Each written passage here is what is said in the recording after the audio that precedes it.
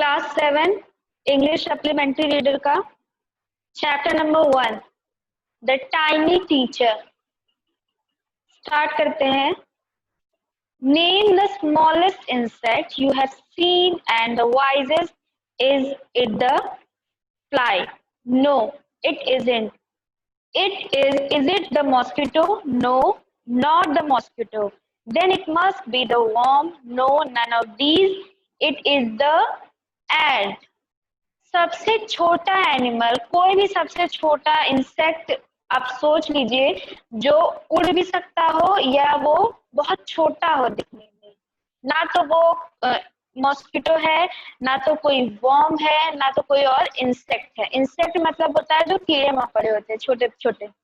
तो ऐसा सबसे छोटा जो इंसेक्ट होता है जो उड़ भी सकता है और बहुत वाइज भी होता है। वाइज यानी कि समझदार भी होता है और बहुत छोटा होता है। वो कौन है? एंट। वो है एंट।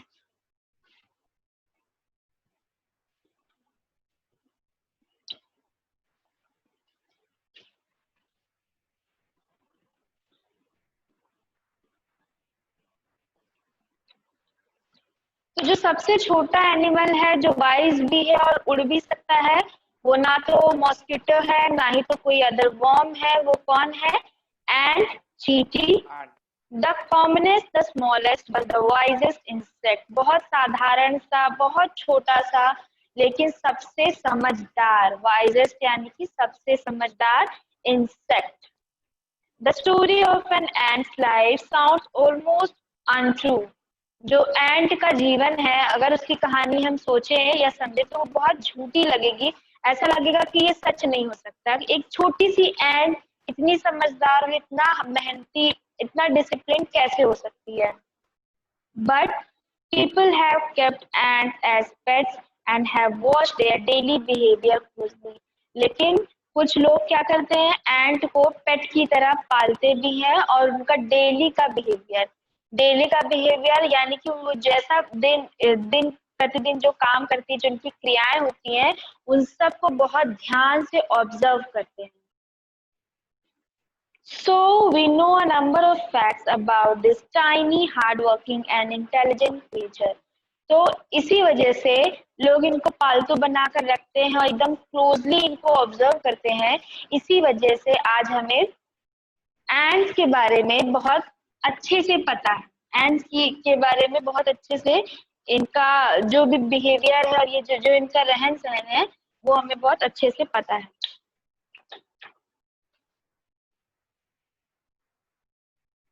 हाँ, hard working and intelligent creature. Tiny यानी कि छोटी, हार्ड वर्किंग यानी बहुत मेहनती, और इंटेलिजेंट जानवर के, जंतु के बारे में, जीव के बारे में। An ant uses it's feelers or antenna to talk to the other ants by passing messages through them. इनका एक एंटीना होता है एंट्स का जो ये यूज करती हैं अपनी फेलो चींटियों से बात करने के लिए या एक दूसरे को मैसेज पास करने के लिए। Watch a row of ants moving up और डाउन द वॉल। आपने देखा होगा आपके घरों में या कहीं भी आसपास बाहर चींटियां जो होती हैं वो लाइन से जाती हैं। कहीं भी देखा होगा ऊपर से नीचे दीवार पे अगर जा रही हैं या जमीन पे जा रही हैं तो वो एक रो में जाती हैं। Each ant greets all the other coming from the opposite direction by touching their feelers. आपने अगर ध्यान दिया होगा तो एंट जो होती हैं वो जब जाती हैं, जो दूसरी वाली एंट दूसरी अपोजिट डायरेक्शन से लौटती रहती हैं, वो दोनों एक दूसरे को, जाने वाली और आने वाली दोनों एक दूसरे को ग्रीट करती हैं, उनको मिलती हैं, अभिवादन करती हैं, एक दूसरे का एंटीना या फीलर्स को टच करके उनको मैसेज मिलता है। Direction by touching their feelers, अपने फीलर्स को टच कराकर। There are many kinds of ants, बहुत तरह तरह की एंट्स होती हैं। एक एंट नहीं होती है, कई प्रकार की एंट्स होती हैं। The commonest among them are the black और the red ones. जो सबसे साधारणतया देखी जाती हैं, जो सबसे आमतौर पर चींटियां सबने देखी हैं, वो कौन सी होती हैं? ब्लैक और रेड वाली। आप सबने देखी होगी वो चींटी। We have seen them since we were children but haven't paid enough attention to to them. हमने बचपन से ही चींटियों को देखा है। अक्सर बच्चों का ये थोड़ा सा खेलने का वो कौतूहल का कारण बनता है कि चींटियां कैसे जा रही हैं, कैसे आ रही हैं। तो हमने भी बचपन से, सभी ने, आपने भी, हमने भी देखा होगा बचपन में चींटियां, रेड वाली चींटी और ब्लैक वाली चींटी कैसे आती है, कैसे लाइन बनाकर जाती है, कैसे काम करती है। लेकिन हमने उतना ध्यान नहीं दिया होगा। Where do they live? Where do they live? In their comfortable homes called nest or anthills. और हमने ये भी कभी ध्यान नहीं दिया होगा कि वो कहाँ रहती हैं। बस आते जाते देख लिया, रोक दिया या कुछ गेम खेल लिया, लेकिन ये सोचा है कभी कि वो कहाँ पर रहती है। तो चींटियों का जो कंफर्टेबली रहने वाला जो एक घर होता है, वो क्या होता है, उसको क्या कहते हैं? नेस्ट कहते हैं या फिर एंथिल्स। एंथिल्स कहेंगे या नेस्ट कहेंगे।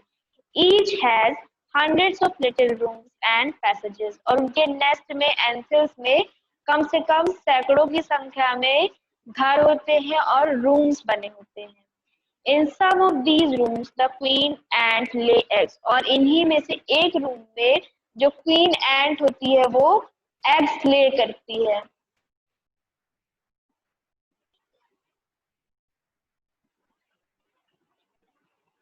हाँ, in some of these rooms, the queen ant laid eggs. Others are nurseries for the young ones called grubs. और जो दूसरी जो यंग चींटियां होती हैं उनके लिए अलग से नर्सरीज होती हैं। Workers have their reserve quarters. और जो वर्कर होते हैं उनका भी एक अलग क्वार्टर होता है।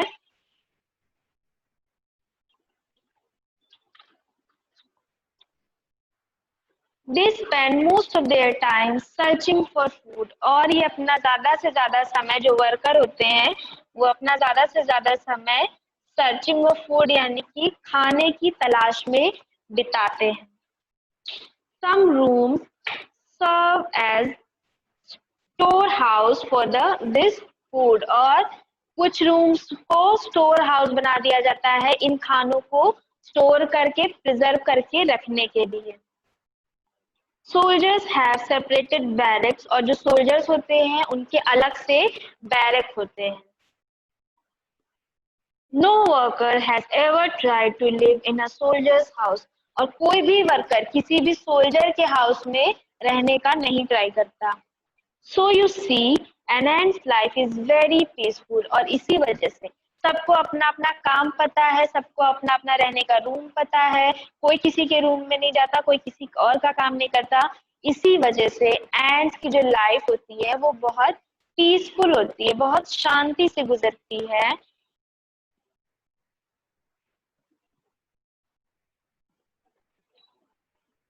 No worker or soldier or cleaner has ever harmed a grub. Each does its share of work intelligently and bravely and never fights with other members of the group. सब अपना अपना काम बहुत ही ईमानदारी से और बहुत ही इंटेलिजेंटली करते हैं और कोई किसी और को डिस्टर्ब नहीं करता, इसीलिए इनका काम इतना अच्छे से और आसानी से होता है। The queen is the mother of the entire population of the colony. और इन सब की जो माता होती है, जो सब की इनकी क्वीन होती है, वो पूरे कॉलोनी की क्वीन होती है। It lives for about 15 years. और ये कितने सालों तक जीती है? 15 वर्ष तक जीती है। It has a pair of wings. और इसके पास क्या होता है? विंग्स होते हैं। इसके पास विंग्स का जोड़ा होता है, यानी कि पंख होते हैं। And but bites them off after its wedding flight। और अपनी वेडिंग फ्लाइट यानी कि इनकी जो वेडिंग फ्लाइट कहलाती है, वेडिंग उड़ान जो होती है, उसके बाद ये अपने पंखों को काट देती है। This flight takes place on a hot summer day. और ये फ्लाइट कब होती है? एकदम गर्मियों के दिन में होती है। The queen leaves the nest and goes out to meet a male ant। और क्वीन अपना नेस्ट छोड़ती है और मेल एंट को मिलने जाती है। द क्वीन, हाँ, और drone high up in the air on its return to earth. और खूब ऊपर आसमान से उड़कर जमीन पर जब आती है, it gets rid of its wings and then does nothing but lay eggs, और जब ये अपने पंखों को उतार देती है तो सिर्फ क्या करती है, एग्स ले करती है।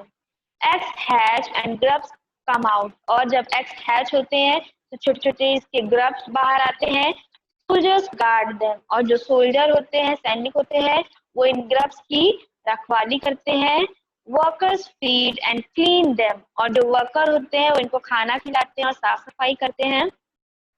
And also carry them about daily of airing exercise and sunshine 2 or 3 weeks, और इनको अच्छे से इनका ख्याल रखा जाता है कम से कम 2 हफ्ते तक। इनका ख्याल रखा जाता है, जो क्वीन एंट है उनके एग्स में से जो हैच करके ग्रब्स बाहर आते हैं उनका।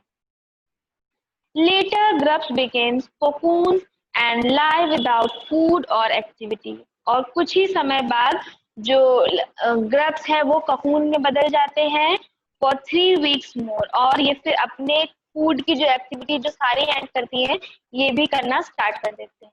Then the cocoons break and perfect ants appear, और जब कोकून निकलता है बाहर तो उसमें से क्या निकलती है, एकदम परफेक्टली मेड एंट निकलती है। Now it's time for teaching and training, और अभी जब कोकून से बाहर आ जाती है एंट तो इनको टीचिंग दी जाती है, ट्रेनिंग दी जाती है कैसे काम करना है।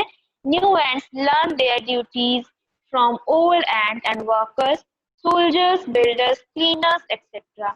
ये सारी जो नई एंट है ये दूसरी सोल्जर से, क्लीनर से, इन सारे लोगों से अपनी ड्यूटी करना सीखती हैं।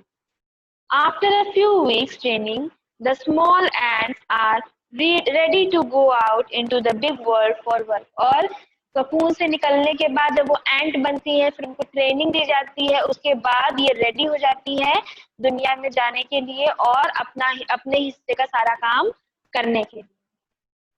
An anthill is a home not only for ants but also for some other creatures, beetles, lesser breed of ants and the green fly। जो anthill होती है यानी कि जहाँ पर एंट रहती है, जो एंट का घर होता है, वहाँ पे सिर्फ एंट ही नहीं रहती है और दूसरे जो इंसेक्ट्स होते हैं वो भी रहते हैं, जैसे कि कौन, बीटल्स हो गया, लेसर हो गया, ब्रीड्स, जो दूसरी ब्रीड्स होती है एंट की, वो सारे लोग वहाँ पर रह लेते हैं।